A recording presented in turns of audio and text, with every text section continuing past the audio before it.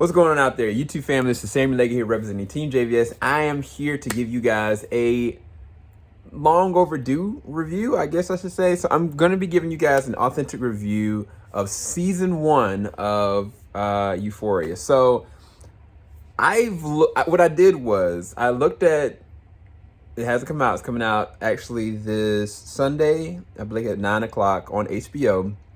I had the luxury of being able to check out season 2, episode 1, and I watched it cold. Literally had no preconceived notions, had not seen an episode of season 1, and I was like, if I watch this, I want to see if this episode, just episode alone, will merit me wanting to say, this is a show that I have to go back and watch because I need to see what's going next. And it absolutely did. And I'm not going to share what my review rating is for that. You'll just have to see that later on. I think Sunday early in the morning, I'll be able to reveal that review. But needless to say, I am here to tell you guys about my thoughts on all of season 1. Even though I have not reviewed part 1 and part 2 of the specials, which are in between season 1 and season 2, which I am going to review separately before that review comes out. Now, just full disclaimer, we will be doing weekly discussions on each episode the moment that they're done. So if you guys enjoy whatever I'm talking about here, you ain't seen anything yet, because there I'm going to be talking about all the tea. Now, if anybody has never heard of Euphoria or never seen it, it is basically these high schoolers that are in high school trying to navigate life in the most messed up but realistic sense of the word, because every single one of them, every single character has a point of reference that you could say, okay, I remember a person like that, or I remember being like that. But the involvement is around sex, drugs, addiction, social media, and all the in-betweens. And every single one of them are not damaged necessarily, but all of them are dealing with something consistent that is holding them back or is pushing them forward. Now, you have main character, and then Zendaya's character is Rue. Rue is an addict. She, the funny thing is that I love about Zendaya's performance as Rue, and even the way that Sam Levinson portrayed it in the way that he wrote the character, like she's funny. Like she's naturally funny. Like she's naturally a person that you are like, oh wow, I'd love to talk with this person. But then she plays that other counterbalance side of that, where it's like when she is low, like she is low. And yet she still tries to make herself appealing, but then she really just doesn't care. And that's the part that you really find very fascinating, because her character is self-revolving at all times. She actually has a psychological imbalance. Like there are things that she dealt with at a young age that put her in these different states. But drugs, like the way that they explain why she is the way she is so fascinating. Now, does it justify what she's doing? Absolutely not. She doesn't even justify what she's doing. But you understand that she really does have legitimate psychological imbalances that are putting her to this place of addiction. And the addiction is not just on drugs. It also can be people. It also can be approval of certain people, and it's only one specific person, and that is Jules. Jules is played by Hunter, I think it's Schafer, and Jules has got her own backstory because she is a high schooler going through transition, and she's also somebody that dealt with she was institutionalized. She dealt with a lot of other problems, but her headspace, both of these young women are very vastly different. And honestly, there are certain parts of them that prey to each other's addictive properties. Like with Jules, when you go through the season, like you're seeing like she's trying to find different men and having sex with them and doing these certain things with them, but she also is very naive. She's also very sweet and very positive at times. She's going against Zendaya's need for addiction. But then the other side of that is that she needs a lot of self-approval within herself because she doesn't know what she really wants. She doesn't know what place she's at. And she's got so much capability, but at the same time, she also is an addictive side for Zendaya. Whereas Zendaya, she is actually legit, actually a cool person, but she does have an addiction problem. And when you see the worst side of it, there's a scene, I think it's like in episode 3, when her drug dealer Fez, I can't wait to talk about him in a second, She goes to him, she's banging on his door, and she wants some drugs. And he's like, nah, I can't. I don't want to be a witness of you killing yourself. And he really does legitimately care about it. But she broke down. She was cussing him out. She went for the jugular. And I hadn't seen anything like that probably since Leonardo DiCaprio in Basketball Diaries. Honestly, like, when I say when she goes to the Lolos, there are flashback sequences that I'm curious. I would love to see the behind the scenes of that, where she's lashing out. She's lashing out on her family. She's lashing on her mom.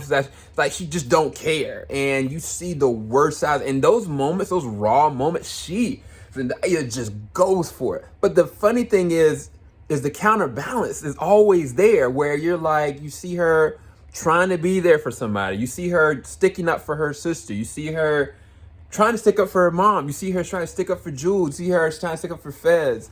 You see her trying to socialize. It's not as though she doesn't want to socialize. Like, she's dealing with real raw anxiety. And her character is just so specifically that. It's no wonder why she won the Emmy. Like, she killed this role. But then, in the same respect, Hunter did an amazing job with Jules as well. I think the problem is with Jules that I don't like Jules as a character, because she doesn't understand the effects that she's having on Rue. And it's kind of like, I don't know if she cares. I don't know if she really ultimately cares, because towards the back half, the latter two episodes, I was like, do you know, like, you just said you're in love with somebody else, and you saying you love, like, you know, those mind games do to somebody psychologically, especially what she's dealing with. Like, her mom said to her that, Rue, you're insensitive, and it's very factual.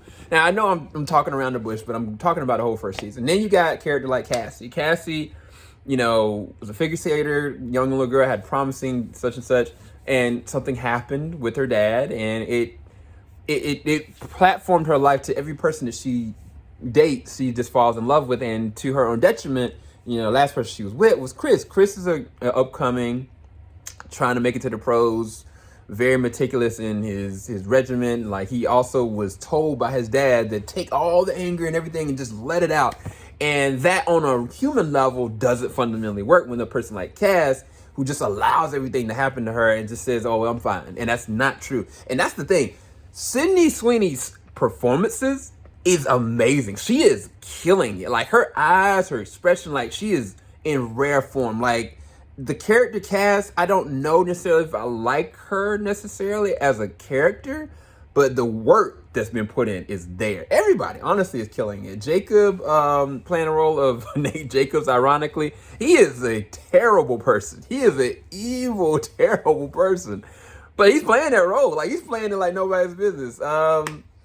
I mean, across the board, characters like Maddie, characters like Lexi. The only character I wish I would have had a little bit more to get from is the character Lexi. Because Lexi is kind of like that person in the cut.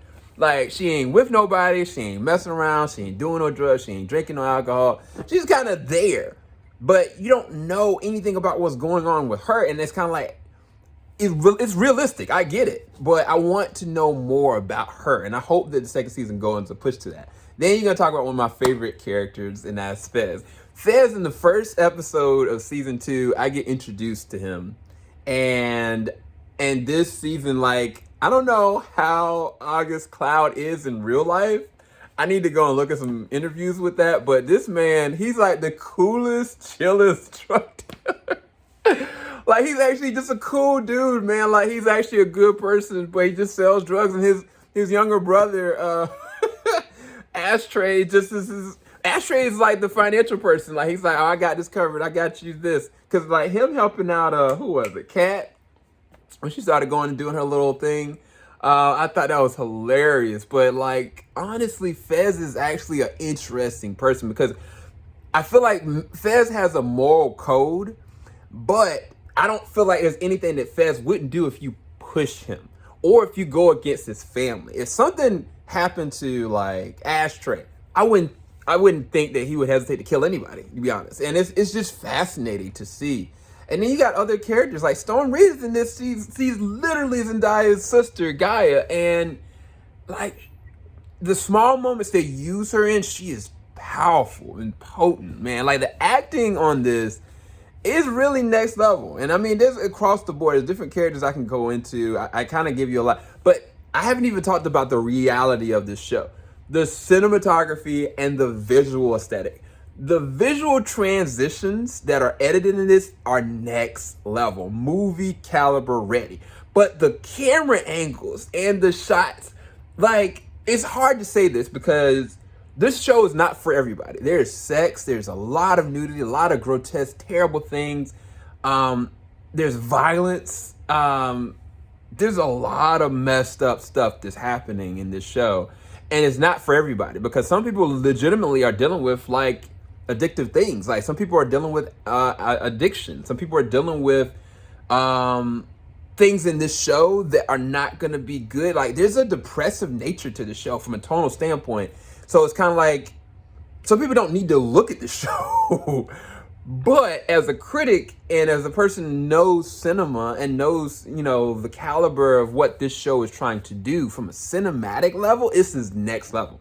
Like the cinematography and the camera angles, I don't know how they did some of them. Like I really truly don't. I think that they are unmatched. Like honestly, if this came out in 2019, this is unmatched. I don't, anything that came out in 2019, no. Like this show went for it. And it's kind of like there's a scene it happens I think in the first episode when Zendaya is like rotating like Inception style and it's just so naturally fluid. I literally just saw this year In the Heights, that kind of a shot that's taking place on a building, but I think the way they made this naturally technically done, it's just like, bruh, yo, Sam, you are amazing. I'm not talking about, I'm talking about the director and the creator. And then the final shot, oh my God, bruh. When I tell you the choreography, the set design, the transition, Zendaya's performance, not just acting, singing, bruh, like, oh my gosh, like that's how you end a show, bruh. I would have never, and it's kind of like, if I hadn't seen the first episode of the second season, I wouldn't know where even thing would have ended. Like I can't imagine if you watch this, you're like, oh wow, that's the end of the series. Like, whoa, is any more seasons coming? And they really leave it open-ended. It's just very fascinating how they go and evolve all these characters to a certain point of origin. From a realistic standpoint, like that's naturally what happens. Down to the love stories, the love triangles, the terrible things. Like a character like Kate went down this really bad spiral, and it's kind of like she just didn't care. And she didn't care who it hurt or what it did. Like she just went and she transformed into a totally different person. And normally, you know, that's really cliche, but they go down the dark sides of all of that and what that actually means. And that's why I say this show isn't for everybody. But from a technical standpoint, like this is probably one of the best shows I've seen. And in fact, this came out in 2019. Like I couldn't rate this anything lower than a 9 or a 10 out of 10. Like it's easily one of the best technical produced shows I've ever seen. And even with the music, which I know that Drake was very heavily influenced with it or involved. I think Zendaya is actually producing either this or second season. But yeah, like it's all there. It's just so raw that the question is it something that is going to be beneficial to you? If you are dealing with an actual addiction, or if you're a young teen, you're dealing with depression, or if you're dealing with thoughts of suicide, or if you're dealing with certain specific things, this may not be for you. But I can say that each episode do have a hotline, which is very respectful to the youth that are watching, because some people are like, wow, this is me.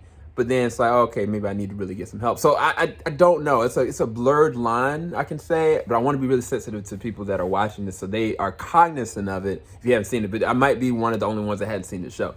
Anyway, hopefully y'all enjoyed this review. I'll talk to you guys soon. Keep it locked. JVS. We ain't gonna stop. Again, we're going to be reviewing every single episode as it goes out for season 2 every Sunday night, as well as we're also going to be reviewing every single episode of Attack on Titan. Season 4, Part 2. Okay, guys?